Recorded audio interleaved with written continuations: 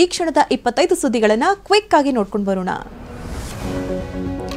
ಬೆಳಗಾವಿಯ ಸುವರ್ಣಸೌಧದಲ್ಲಿ ನಡೆಯುತ್ತಾ ಇರೋ ಚಳಿಗಾಲದ ಅಧಿವೇಶನ ಇಂದು 5ನೇ ದಿನಕ್ಕೆ ಕಾಲಿಟ್ಟಿದೆ. ಇಂದು ವಿಧಾನಸಭೆಯಲ್ಲಿ ವಕ್ಫ್ ಆಸ್ತಿ ವಿಚಾರ ಪ್ರಸ್ತಾಪವಾಗುವ ಸಾಧ್ಯತೆ ಇದೆ. ಶಾಸಕರಿಗೆ ಅನುದಾನ ಬಿಡುಗಡೆ ಬಾಕಿಯೂ ಗದ್ದಲವೆಬ್ಬಿಸುವ ಸಾಧ್ಯತೆ ಇದೆ.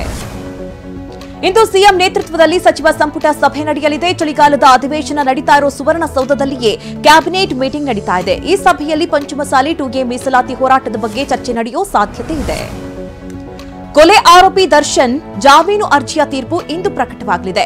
ಮಧ್ಯಾಹ್ನ 2:30ಕ್ಕೆ ನ್ಯಾಯಮೂರ್ತಿ ಎಸ್ ವಿಶ್ವಜಿತ್ ಶೆಟ್ಟಿ ಅವರಿರುವ ಹೈಕೋರ್ಟ್ನ ಏಕಸದಸ್ಯ ಪೀಠ ತೀರ್ಪು ಪ್ರಕಟಿಸಲಿದೆ.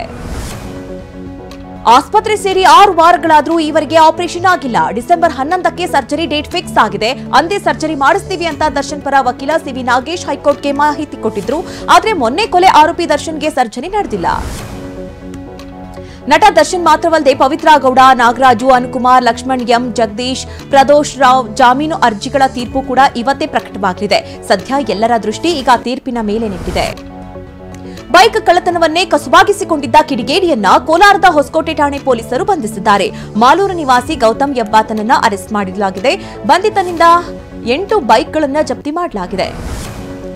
ಇಂದು ಅಂಜನಾದ್ರಿ ಬೆಟ್ಟದಲ್ಲಿ ಹನುಮ ಮಾಲೆ ವಿಸರ್ಜನೆ ನಡೆಯಲಿದೆ. ಈಗಾಗಲೇ ಅಂಜನಾದ್ರಿ ಬೆಟ್ಟಕ್ಕೆ ಹನುಮ ಮಾಲಾಧಾರಿಗಳು ಆಗಮಿಸ್ತಾ ಇದ್ದಾರೆ. ಆಂಜನೇಯನ ದರ್ಶನದ ಬಳಿಕ ಮಾಲೆ ವಿಸರ್ಜನೆ ಮಾಡಲಿದ್ದಾರೆ. ನೈಋತ್ಯ ಬಂಗಾಳಕೊಲ್ಲಿಯಲ್ಲಿ ವಾಯುಭಾರ ಕುಸಿತ ಹಿನ್ನೆಲೆ ಬೆಂಗಳೂರಿನ ವಿವಿಧೆಡೆ ಮಳೆಯಾಗ್ತಾ ಇದೆ. ಅಲ್ಲದೆ ಮುಂದಿನ 24 ಗಂಟೆಗಳ ಕಾಲ ಭಾಗಶಃ ಮೋಡ ಕವಿದ ವಾತಾವರಣವಿರಲಿದ್ದು ಮಳೆಯಾಗುವ ಸಾಧ್ಯತೆ ಇದೆ ಅಂತ ಹವಾಮಾನ ಇಲಾಖೆ ಮುನ್ನೆಚ್ಚರಿಕೆ ಕೊಟ್ಟಿದೆ.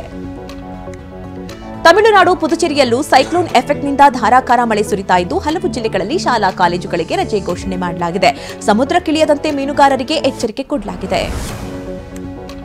ಆಂಧ್ರಪ್ರದೇಶ ತಿರುಪತಿಯಲ್ಲೂ ಸೈಕ್ಲೋನ್ನಿಂದ ಭಾರೀ ಮಳೆಯಾಗಿದೆ. ಇದರಿಂದಾಗಿ ತಿರುಪತಿಗೆ ತಿಮ್ಮಪ್ಪನ ದರ್ಶನಕ್ಕೆ ತೆರಳುವ ಭಕ್ತರಿಗೂ ಅನಾನುಕೂಲವಾಗಿದೆ. 1930ರ ದಂಡಿ ಯಾತ್ರೆ ವೇಳೆ ಮಹಾತ್ಮ ಗಾಂಧಿ ಧರಿಸಿದ್ದ ಹೂವಿನ ಹಾರವನ್ನ ಲಂಡನ್ನಲ್ಲಿ ಹರಾಜಿಗೆ ಇಡಲಾಗಿದೆ. ಈ ಮೊದಲು ಹರಾಜಿಗಿಟ್ಟಾಗ ಯಾರೂ ಬಿಡ್ ಮಾಡಿರಲಿಲ್ಲ. ಆದರೆ ಈಗ ಮತ್ತೊಮ್ಮೆ ಹರಾಜಿಗಿಡಲಾಗಿದೆ. ದೆಹಲಿಯಲ್ಲಿ ಪ್ರತಿಷ್ಠಿತ ಜವಾಹರಲಾಲ್ ನೆಹರು ವಿಶ್ವವಿದ್ಯಾಲಯದಲ್ಲಿ ದಿ ಸಬರ್ಮತಿ ರಿಪೋರ್ಟ್ ಚಲನಚಿತ್ರ ಪ್ರದರ್ಶನವಾಗಿದೆ. ಆದರೆ ಈ ವಿಚಾರ ಭಾರೀ ಗಲಾಟೆಗೆ ಕಾರಣವಾಗಿದ್ದು ಎಡಪಂಥೀಯ ವಿದ್ಯಾರ್ಥಿಗಳು ಚಿತ್ರದ ಪೋಸ್ಟರ್ ಅನ್ನು ಹರಿದು ಹಾಕಿ ಕಿರಿಕ್ ಮಾಡಿದ್ದಾರೆ.